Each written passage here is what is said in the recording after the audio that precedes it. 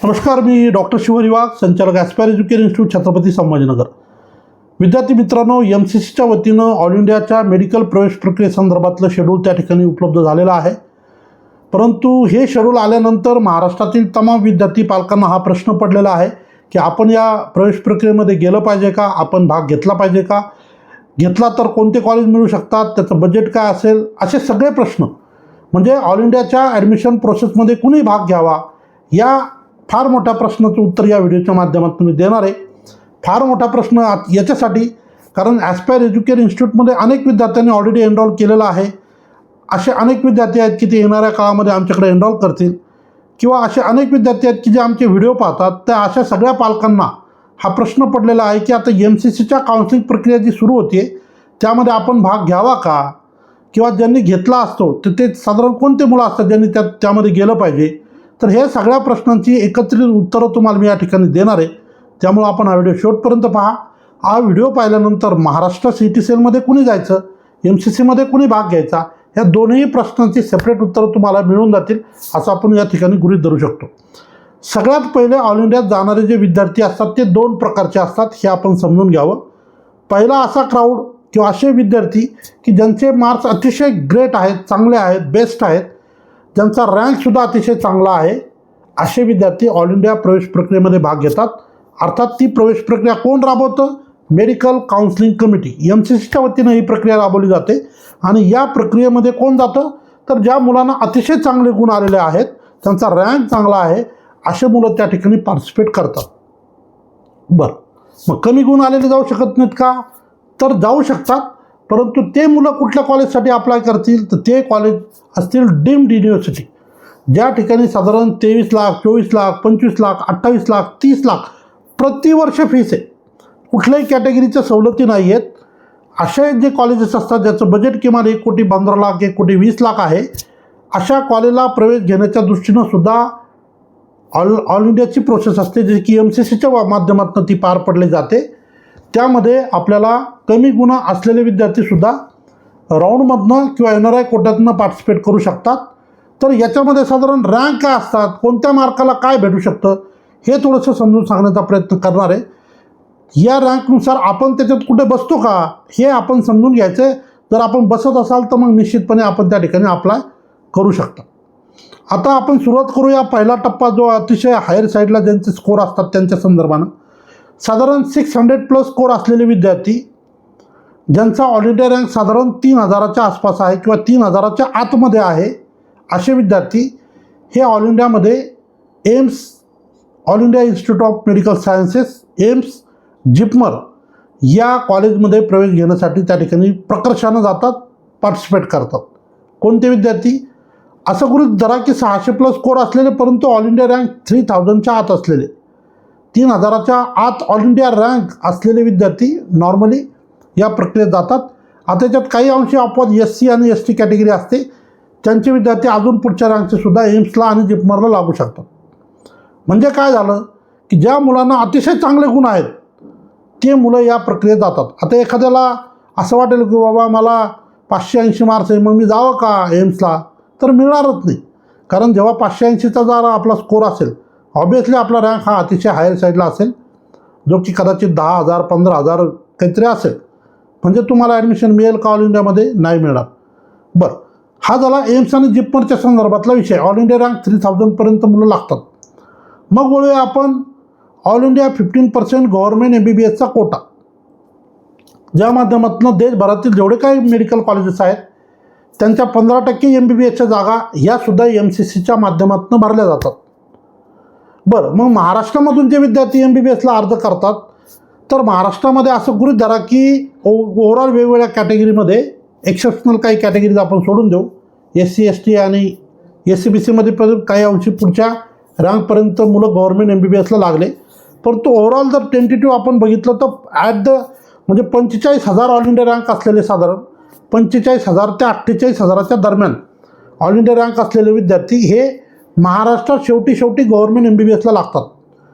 याचा अर्थ ज्याचा 10,000 आहे, 12,000 आहे, 13,000 आहे, 20,000 आहे, 25,000 आहे, हे तर लागणारच. मॅक्झिमम कुठपर्यंत लागतात? तर 48,000पर्यंत लागतात असं समजून घेऊया.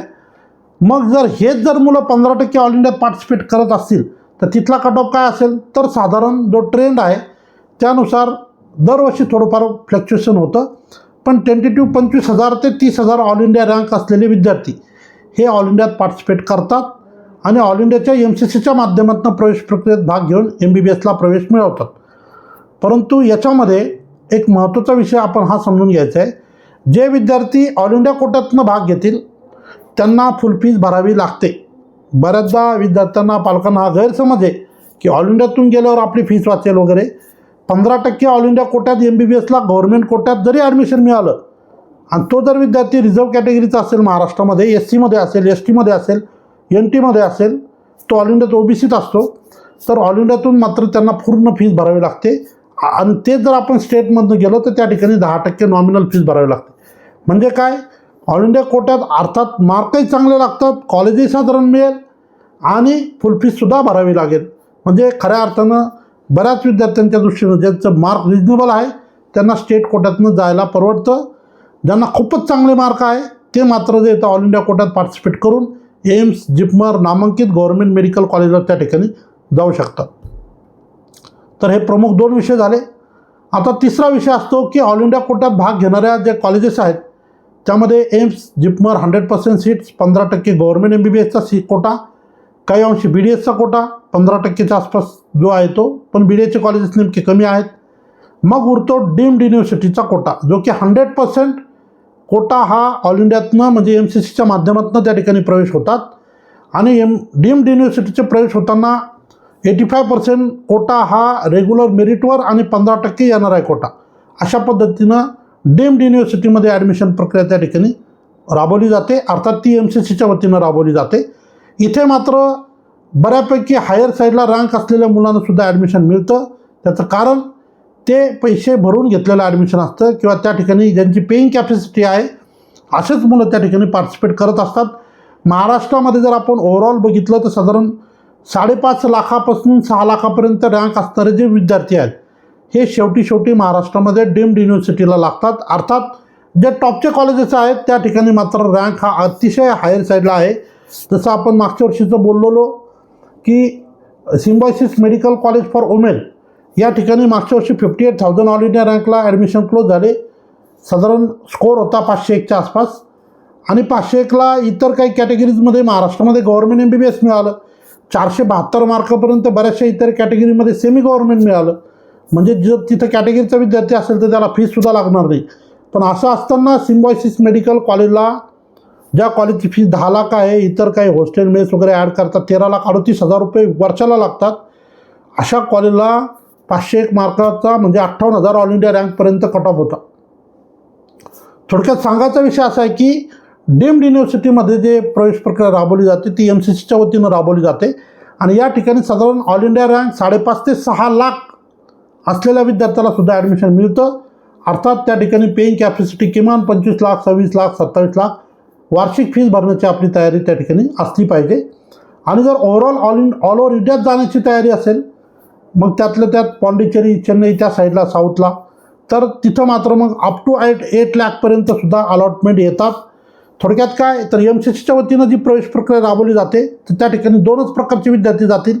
ज्यांना अतिशय चांगले गुण आहे असे विद्यार्थी, ज्या विद्यार्थ्यांना कमी गुण आहेत परंतु त्यांची पेईंग कॅपॅसिटी आहे असे विद्यार्थी हे ऑल इंडियाच्या प्रवेश प्रक्रियेमध्ये भाग घेऊ शकतात. ज्या विद्यार्थ्यांना महाराष्ट्रात सेमी गव्हर्नमेंट मिळत नाही त्यांनी कृपया हे मनात आणू नका की आपण ऑल इंडियात गेलो तर आपल्याला गव्हर्नमेंट MBBS मिळेल, असं होणार नाही. उदाहरण म्हणून सांगतो, महाराष्ट्रात जर सेमी गव्हर्नमेंट यावर्षी शेवटी म्हणजे 88,500 ऑल इंडिया रँक 510पर्यंतचा स्कोअर असलेला विद्यार्थी जर शेवटी लागत असेल महाराष्ट्रात MBBSला, तर त्याच ठिकाणी म्हणजे महाराष्ट्रामध्ये गव्हर्नमेंट मेडिकल कॉलेजचा कट ऑफ हा किमान 535-540 राहील आणि तोच कट ऑफ ऑल इंडियात जर विचारात घेतला तर 580च्या आसपास राहील, असं आपण त्या ठिकाणी गृहीत धरावं, जेणेकरून उगीच मिसअंडरस्टँडिंग होऊ नये.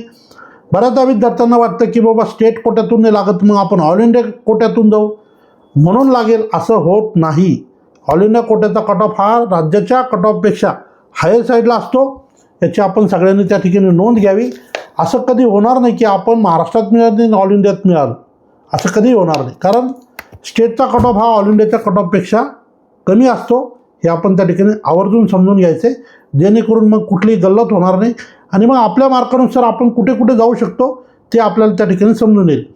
आता याचा अर्थ असा आहे की ज्या मुलांना महाराष्ट्रामध्ये 510, 500 प्लस मार्क म्हणूया आपण सध्या तात्पुरतं, 510पासून 570, 580पर्यंत मार्क आहे, 590पर्यंत आहे, त्यांनी राज्याच्याच प्रवेश प्रक्रियेत गेलेलं त्यांच्या हिताचं राहील.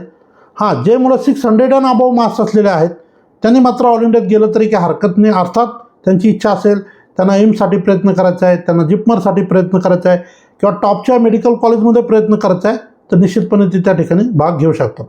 असे विद्यार्थी की ज्यांना महाराष्ट्रामध्ये साधारण एक 5 लाख रँक आहे, BMS भेटतं, BDS भेटतं, पण तरी MBBSचं स्वप्न आहे, मग असे मुलं डीम्ड युनिव्हर्सिटीला ऑल इंडिया कोट्यात भाग घेऊ शकतात. डीम्ड युनिव्हर्सिटीचं बजेट नसेल तर इतर राज्यामधली जी काही MBBSची प्रक्रिया असते त्या ठिकाणी पार्टिसिपेट करू शकतात. नाही महाराष्ट्रात भेटू शकत तर अदर स्टेटला पैसे भरून का होईना त्यांना MBBSला ॲडमिशन घेता येऊ शकतं. सो ह्या सगळ्या गोष्टी आपण त्या ठिकाणी समजून घ्या. अजूनही काही आपले प्रश्न असतील तर निश्चितपणे तुम्ही व्हॉट्सअपला मला विचारू शकता किंवा या यूट्यूबच्या कमेंटमध्ये तुम्ही मेन्शन करा. फेसबुकला आपण हा व्हिडिओ टाकणार आहे, त्या ठिकाणी सुद्धा तुमचे काही प्रश्न असतील तर तुम्हाला देऊन त्या ठिकाणी पोस्ट करता येईल. या ठिकाणी थांबतो. धन्यवाद.